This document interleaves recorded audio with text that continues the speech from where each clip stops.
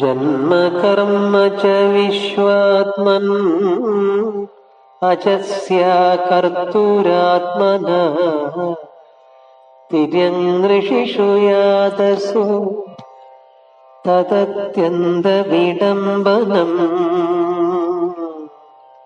വിശ്വാത്മാവായ ഭഗവൻ പരമാത്മാവായ അങ്ങേക്ക് ജന്മമോ കർമ്മമോ ഇല്ല തന്നെ. എന്നാലും മനുഷ്യര്, മൃഗങ്ങള്, ഋഷിമാര്, യദുക്കള് എന്നിവർക്കിടയിൽ അങ്ങ് അവതരിച്ചു എന്നത് വലിയ ലീല തന്നെയാണ്. ഗോപ്യാദതേ ത്വയി കൃതാഗസിതാമതാവത് യാദേദശാശു കലിലാഞ്ജന സംഭ്രമാക്ഷം വക്രം നിനീയ ഭയഭാവനയാ സ്ഥിതസ്യ സാ മാം വിമോഹയതി വീരഭി യദ്വിഭേദി.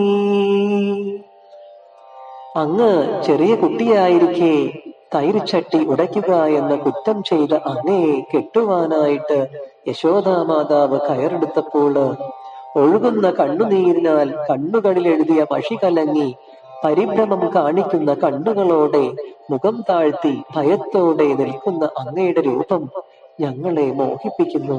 കാരണം ഭയം പോലും അങ്ങയെ പേടിച്ചാണല്ലോ ഭഗവാനെ ഇരിക്കുന്നത്. കേചിദാഹുരജം ജാതം പുണ്യശോകസ്യ കീർത്തയേ യദോ പ്രിയസ്യാനുവായേ മലയസ്യേവ ചന്ദനം. ജനനമില്ലാത്തവനായ അങ്ങ് പ്രിയനായ യദുവിന്റെ കുലത്തില് മലയപർവ്വതത്തിൽ ചന്ദനമരമെന്ന പോലെ ജനിച്ചത് ആ കുലത്തിന്റെ കീർത്തി വർദ്ധിപ്പിക്കാനാണെന്ന് ചിലർ പറയുന്നു. അപരേ വസുദേവസ്യ ദേവക്യാം യാചിതോപ്യഗാത അജസ്ത്വമസ്യ ക്ഷേമായ വധായ ച സുരദ്ദിശാ.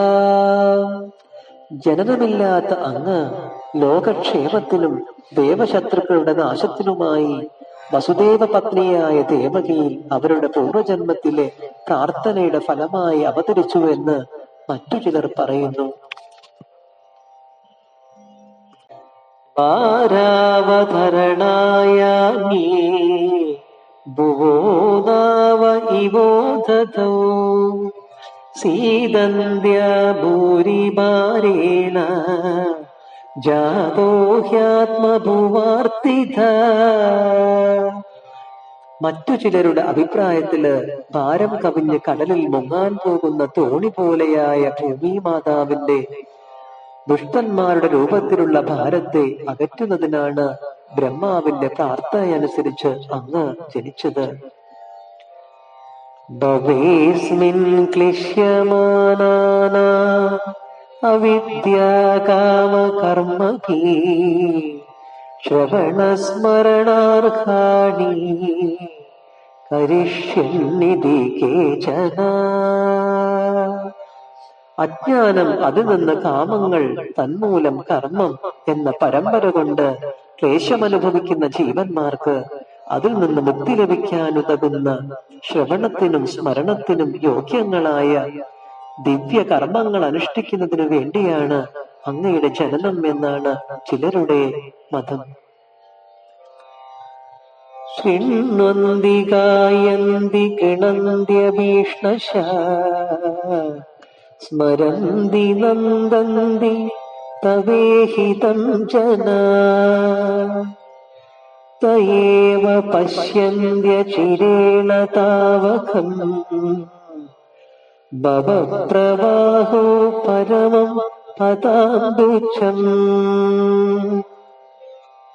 എപ്പോഴും അങ്ങയുടെ ചരിതം കേൾക്കുകയും കീർത്തിക്കുകയും പറയുകയും ഓർക്കുകയും ഇവ കൊണ്ടെല്ലാം സന്തോഷിക്കുകയും ചെയ്യുന്ന ജനങ്ങളാണ് സംസാര പ്രവാഹത്തിന് അറുതി വരുത്തുന്ന അങ്ങയുടെ പാദങ്ങളെ വേഗത്തിൽ പ്രാപിക്കുന്നത്.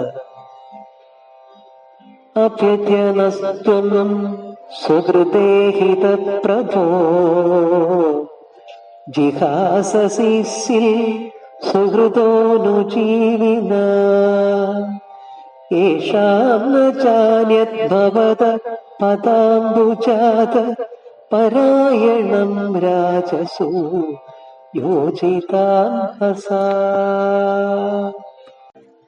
സ്വജനങ്ങൾക്ക് ഹിതം ചെയ്യുന്ന പ്രഭു കൃഷ്ണ, അങ്ങയെ ആശ്രയിച്ച് ജീവിക്കുന്ന സുഹൃത്തുക്കളായ ഞങ്ങളെ ഇപ്പോൾ ഉപേക്ഷിക്കുകയാണോ?